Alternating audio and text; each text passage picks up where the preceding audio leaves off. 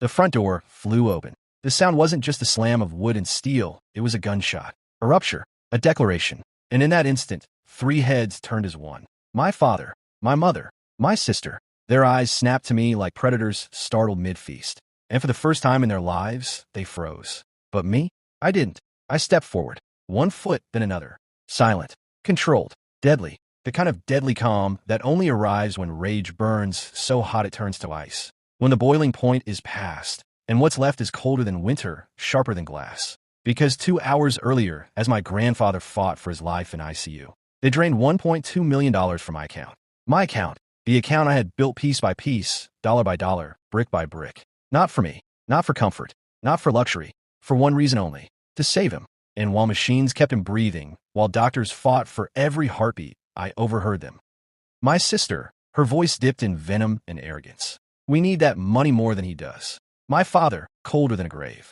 He should just die? That's when something in me snapped. Not in the way they expected. Not an explosion of screaming or fists. No, I smiled. And I planned. Backstory. The making of an outsider. Discipline. That's the word they raised me on. Or at least, that's the mask they wore while molding me. My father barked orders like a general. His word wasn't a request. It was law. My mother enforced silence, her eyes drilling through me whenever I dared to speak my mind. And my sister drank it all in. Learned cruelty by osmosis. Turned it into an art. But I was the outlier. The quiet one. The child who didn't fight back with noise, but with patience. They thought patience meant weakness. That silence meant surrender. They couldn't have been more wrong. Because my silence wasn't emptiness. It was sharpening.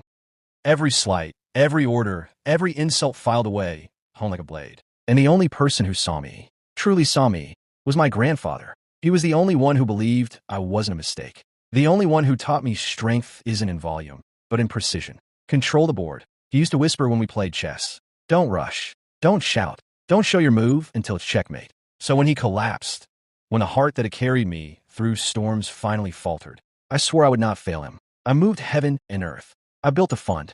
I made sure no bill would stand between him and survival. And for a moment, just a fleeting, fragile moment, I believed maybe my family would stand beside me. That maybe, when the storm came, they'd fight with me. But instead, they gutted me. Discovery of betrayal. The first clue wasn't loud. It didn't come in shouts or confessions. It came in the form of a small vibration. A simple notification at 3:12 a.m. A bank alert. Most people half asleep would panic. Maybe cry. Maybe call. But not me. I didn't panic. I didn't cry. I sat up, spine straight, and logged in. I traced the transfer, the routing, the destination, and there it was. A family account. Not mine. Not shared. A separate vault where I had never been welcome. They hadn't even tried to hide it. No masks. No fake companies. No shell games. That was their arrogance. And arrogance is always a weakness. And I exploit weaknesses. Shift in mindset. Most people, upon betrayal, erupt. They rage, they scream, they beg for answers. But not me. I went still. I went quiet. And I replayed every lesson my grandfather ever gave me. Control the board. Don't show your move until it's checkmate. So I plotted. I let my heart turn cold enough to guide my hand. They wanted my money. Fine. I let them choke on it. Execution of the plan. Step 1. Documentation. I pulled everything. Every transaction. Every scrap of proof. Bank statements. Message logs. Voicemails where their greed bled through the cracks in their words. Evidence. Cold, undeniable, heavy as chains. Step 2. Isolation. I didn't storm into their room. I didn't shout at them. Instead, I froze the account. Quietly, seamlessly, rerouted the funds under investigation. And when banks hear the word fraud, especially when it's 7 figures, they don't hesitate. They move faster than blood through a vein. Step 3. Exposure. Not to them. Never to them. Instead, I went to the one man they feared more than law, more than shame. Their accountant.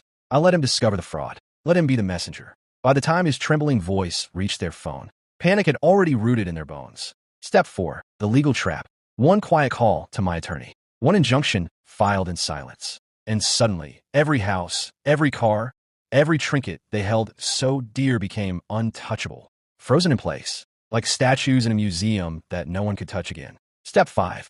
The confrontation. The final piece. The moment of checkmate. That's where I stood now. At the threshold of the home where they thought they'd won. Wine glasses raised. Laughter spilling. My sister's smirk brighter than ever. I let the silence hang. Then, finally I spoke. You look pale. Her eyes narrowed. She rolled them, dismissive. It's done. Stop pretending you matter. I stepped forward, laid a folder on the table. Every page a blade, every word a strike. Their laughter died mid-breath. My father's hand trembled as he grabbed it. His jaw clenched as he scanned. And then his eyes darted to my mother. Caught. Cornered. Check. I leaned in, voice like glass shattering in the dark. You stole from me while he was dying. That was your mistake. But the bigger mistake? Leaving a trail I could bury you with. My sister scoffed. Too slow. Too arrogant. You wouldn't dare. I cut her off, my voice razor sharp. Look out the window. 3 black cars sat at the curb. Not for me. For them. Attorneys. Auditors. Law enforcement on standby. And I watched the realization crawl across their faces like rot-consuming flesh. My father tried to speak, stuttered, failed. And I said softly, you drained my account. So I drained your freedom.